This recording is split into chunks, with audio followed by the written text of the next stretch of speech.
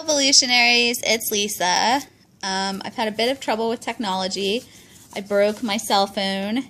No, actually I lost my cell phone, and then my husband gave me a cell phone replacement and I broke that one. And I've also broken my laptop and haven't received a replacement yet. So the only thing I have left is my tablet. So I'm filming the video on that, so I apologize for the poor quality.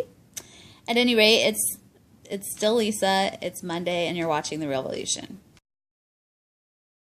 This last week's video, which is kind of talking about your journey on self-acceptance, and this week our topic is how much credence do you give other people's opinion of you, and how much do you sort of worry about what other people think? So I'll try and combine those two together so that I can hit both of them. Growing up, I was very, very awkward. I've always had these big teeth, and they were even worse when I was a kid. If I can, I'll try and add in a picture to show you how seriously awkward I was. But extremely self-conscious growing up. I never felt comfortable in my own skin, and I worried, looking back, just a crazy amount about what other people thought of me. Just obsessively worried about fitting in and having the right clothes and the right shoes and just not standing out. I didn't even want to be popular or cool. I just didn't want to stand out because I always felt very uncomfortable. I'm talking like middle school age mostly. High school, I sort of fell in with a group of kids and began to feel more comfortable in my own skin. But growing up, I was also raised really religiously. My parents are Mormon. I've talked about that a lot before on the channel. And so I think just as part of having that religious background, there's always sort of that certain sense of feeling worried about what other people think and disappointing people, or feeling ashamed about not measuring up. And then sort of leading into that also, just my parents in general. I've always been really concerned with not disappointing them specifically. And I've sort of become more comfortable in my skin, and as I've gotten older, I've become less concerned about other people's opinion, but I'm very conscious about not doing things that I feel like will disappoint my parents, even though I'm like an adult now with a family of my own. Let's see. Sometimes though, as an adult, when I have been really concerned about what other people were thinking, I tried to think back. As a single mom, when I had my son, I always was very concerned about what the other moms were thinking of me, and I felt like I never fit in with them one way or another.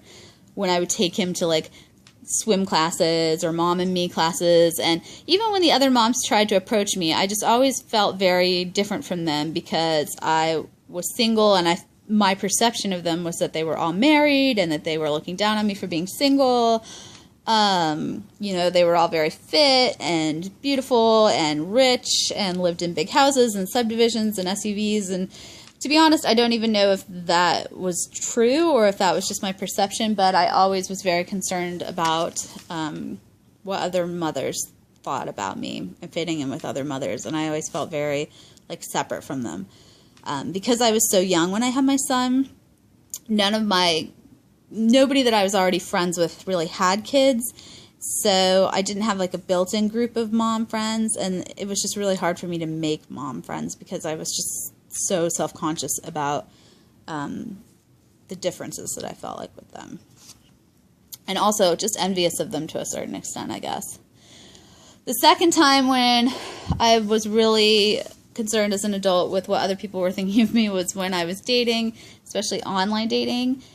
And it's pretty bad when you feel like you're so concerned with like somebody you've literally never even met, maybe just their picture and maybe just a random rude comment they make, or even like, you know, I sent this wink and I didn't get it back, and you just start to get really concerned about what that person might think. And it's really ridiculous because, like I said, it's just really like a random person. You have no idea who's on the other side of that screen. And then also just dating with a child is really hard. Not only are you trying to find someone to accept you, which is hard enough, but you also are trying to find someone to sort of fit in this already existing family unit, and that's just not everyone's cup of tea.